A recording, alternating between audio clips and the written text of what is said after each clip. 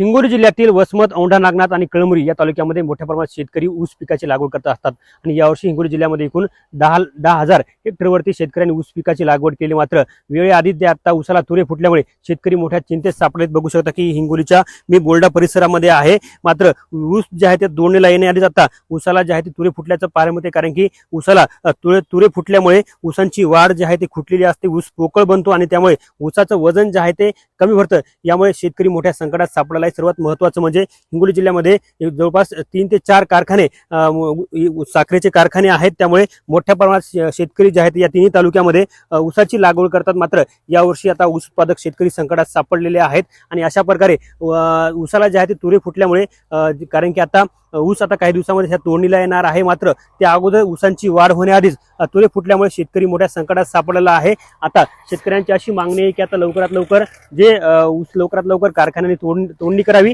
आणि आमचा ऊस लवकरात लवकर येण्यात यावा, कारण की आता यावर्षी शेतकऱ्यांच्या ऊस पिकांचं जे आहे ते मोठं नुकसान झालेलं आहे। यामुळे यावर्षी ऊसाच्या उत्पादनात मोठी घट होण्याची शक्यता निर्माण झालेली आहे।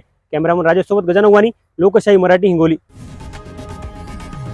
लोकशाही मराठी ऐका, पहा, जागरूक रहा।